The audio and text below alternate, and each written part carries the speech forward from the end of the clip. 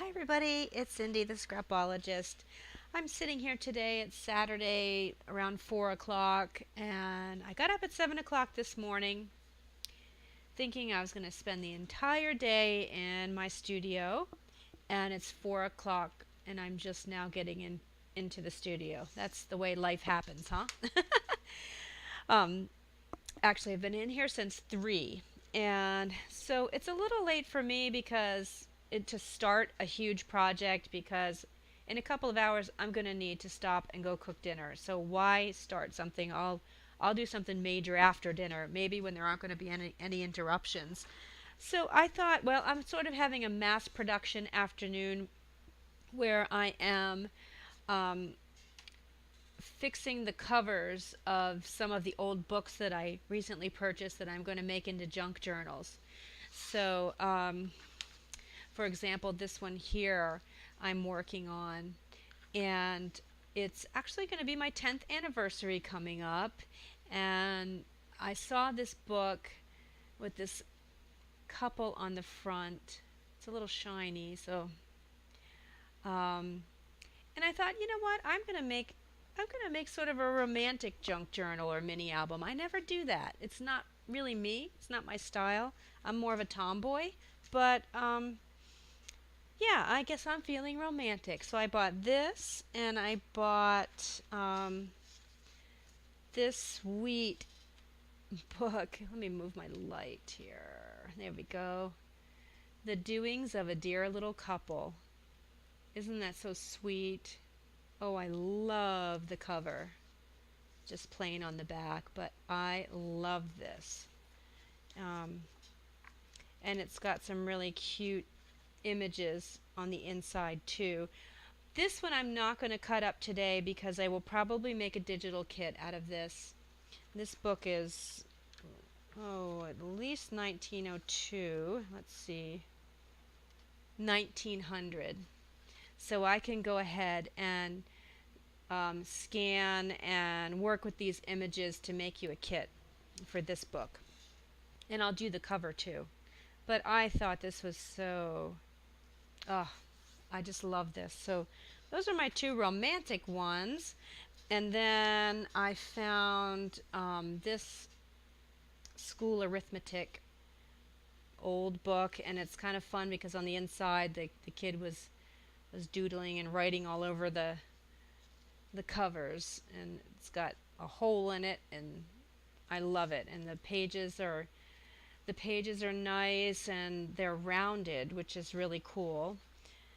I may I probably won't have the heart to cut this up. This will probably go in my bookcase downstairs with all my vintage books that I like the look of. And then I thought that this was really beautiful too. So I'll make this into a junk journal or a mini album and cover this. Just put something else inside here, but it's just, look at the colors. And this is in German. So I don't mind cutting the inside of this up because I don't I don't read German. But this is 1923. So this is almost 100 years old, and it's just in really good condition. So I'm definitely gonna cut the cover off of this one. But let me show you what I did. So there are a ton of videos, excuse me, online as to how to take the pages out of the inside of the book, and I'm not going to do it right now with this one, but just show you it's so simple. You just take your X-Acto knife and cut into there, and then once it's off, to clean it up, turn your book this way and clean it up there. So I really don't need to do a whole video on that. That's simple enough, but you do have to decide whether or not you want to keep the original spine. On this one I did, because I like that it has this old number on it. And so I'm going to keep that number on there, and I'll probably put some things up here. So I wanted to keep the spine on this one. So if I didn't want to keep the spine, what I would do is I would cut a piece of, well, I'll show you in a minute because I have another book that I have started. So anyway, so I also liked on the inside of this that it has the old library card. This came from the Monroe Chapel Sunday School, and it gives you the in Illinois, and it gives you the little rules for taking out this book, checking it out. So I like that. I'm going to keep that on there. So I reinforced the spine, and now here is a junk journal or a mini album cover, all ready for me to go when I do have time to sit here for several hours and make something uninterrupted. My favorite kind of day. So this one I started and I thought, oh, I should video this. It might be interesting to some people. Here's another vintage book. It's from Rudyard Kipling, America's Notes. I didn't find the topic. Here's how it looked originally. I didn't find the topic really interesting, and there's nothing special about it's not a first edition or anything. I really like the end papers on this one. So I went ahead and just used my X-Acto knife and cut here, and then turned it like this and cleaned it up a little bit. And originally I wanted to keep the spine on this one because it's got these pretty images. But I went too heavy-handed with the X-Acto knife, and look what I did. I cut it off. So quite often I will just take these and make a bookmark out of them. Let me see if I finished this one. I don't think I did. Here's a junk journal I'm working on that's going to be ready in my shop soon. And I thought the spine was super cool. It happened to come off pretty much intact. So I don't know what that is on it. So I'm going to make a bookmark out of this or attach it to a page somehow, and I'm going to use it. So don't throw these away. They're kind of fun to work with. Some wooden buttons with numbers I'm going to put on the front, I think. That one's a work in progress. So anyway, since stupid me, I cut the spine off, I'm going to go ahead and just continue to take the covers off then. Which I didn't want to do. Boo-hoo. I could have gone and reinforced it and put some fabric on, but that's okay.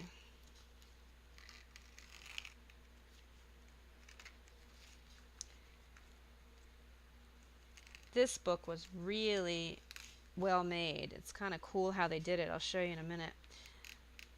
There. Okay, so now I've got the little spine, and I could put it back on after I fix the book, or I can make a bookmark out of this.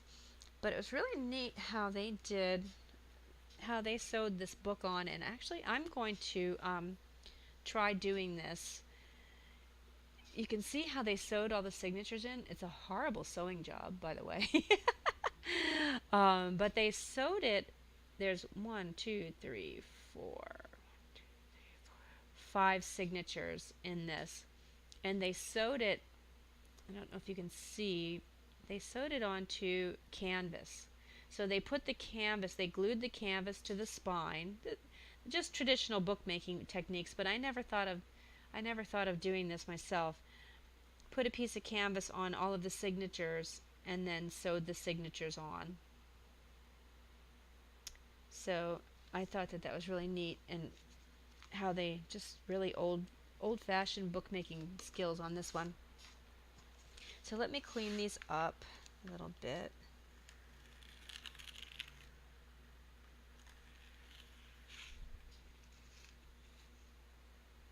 I'm sure there are a ton of videos on YouTube on how to do this. But sometimes you watch different people doing the same thing, and you get one little thing out of everybody's video, and then you come up with your own. You sort of combine those all together and come up with your own way of doing things. So you might just see me do something, a little something that's different than what everybody else is doing. I don't know. Lots of crummy things, little crumbs left behind after that old book.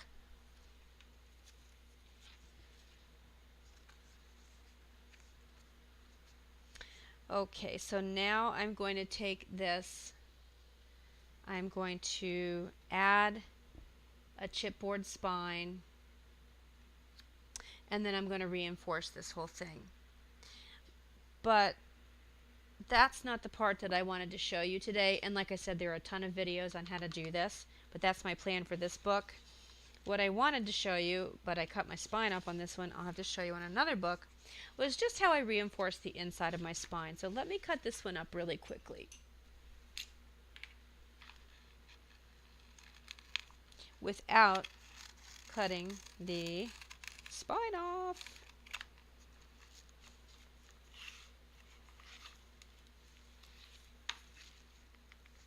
The key is to hold your knife at an angle. When you're doing this, never hold your knife up and down. That way, worst case scenario, you'll just kind of cut into your pages. Let's see. Oops. But on the other one where I cut the spine off, I was I don't know what I did actually, but some kind of boo-boo.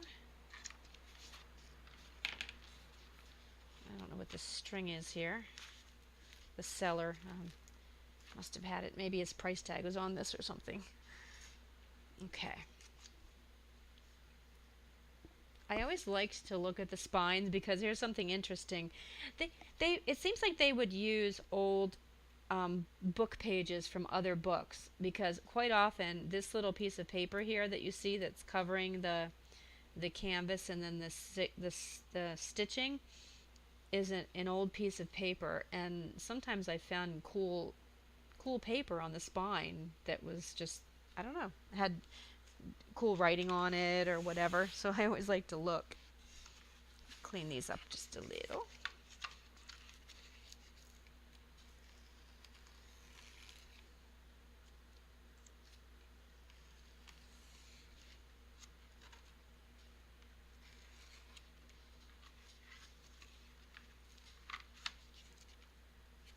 That one's pretty good.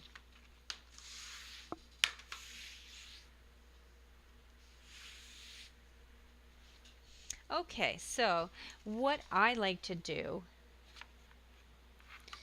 once I get it to this point, if I am preserving the spine. Oh, and actually, you know what? This is all falling off here. I wonder if I do want to preserve this spine. Yeah, I do. Yeah, I do. Okay, so I have, oh, look at that. Wow, that never happens. I mean, that's almost the perfect size. I have Tyvek. It's the shipping envelopes, and they come in different colors. This happens to be brown. I like the brown and the black a lot, but I also save all of my shipping envelopes when I get a package. I save them and cut them apart because this is Tyvek too. I'm sure most of you already know that. This is nothing new. This one has the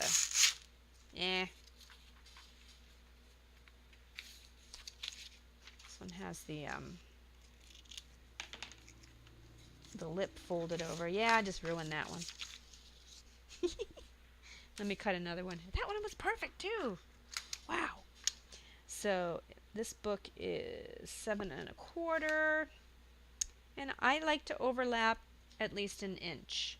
So an inch beyond each side of the spine, and keep in mind it's curved, so when it goes in there, when you start pushing it in, it's not gonna be all the way out to here. It's gonna kind of push in a little bit. So leave at least an inch on each side. So I'm gonna do 7 1/4. Is that what I said? 7 1/4 by 3. And I do have to cut off camera, sorry.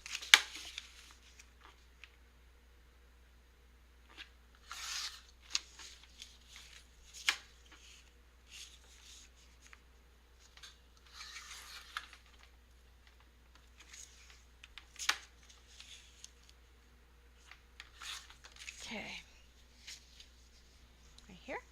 And all I'm going to do is glue that right here. Oh, and I ran out of glue. I forgot as I was... Hang on, I'm going to have to go get some.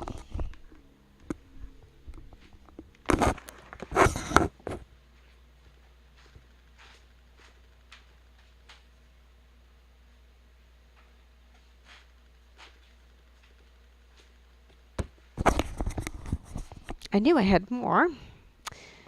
Hey, and I did not throw you guys in the trash can that time. I'm getting better. I'm getting better about that. Usually I get up and it's... You know, I drop you in the trash can. I probably break your eardrums. This is just tacky glue. Aleene's tacky glue. You can use any glue.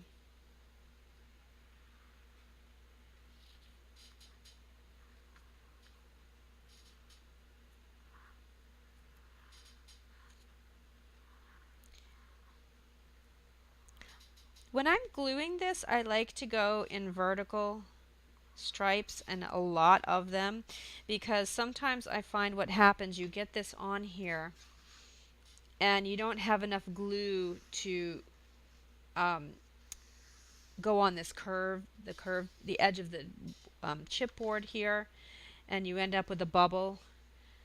So usually if you do it like this with lots of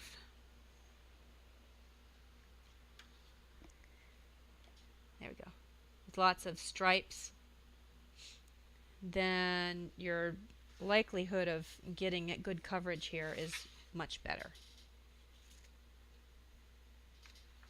If you don't have Tyvek, just use whatever you have on hand that you feel is going to be strong enough to support sewing into it if you want to sew signatures on, or to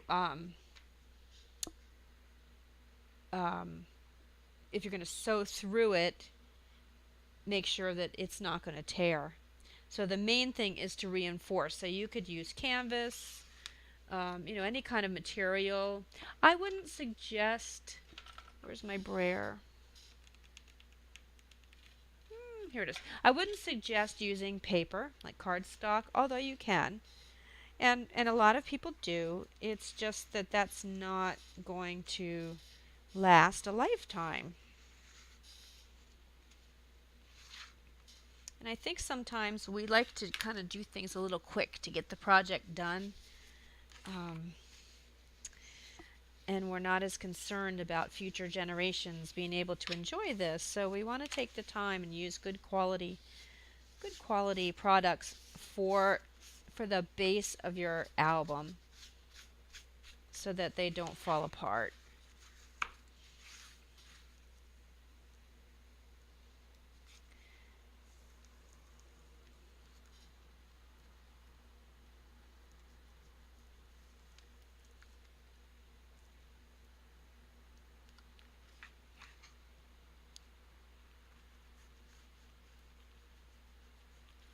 I like to push this in, push the book this way a little bit while I'm getting this edge. It seems to do a better job at pulling the paper over to where it needs to be. So you see right now, it's all wonky. And so if I just push it in like this a little bit and make sure I press nice and hard and get that glue down.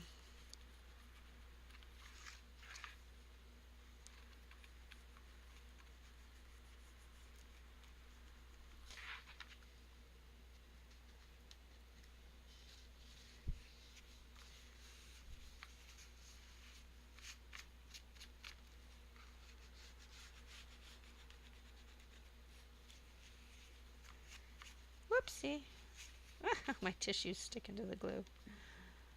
That's all I couldn't find my paper towels. I only have tissues here, which are not ideal when you're working with glue. All right.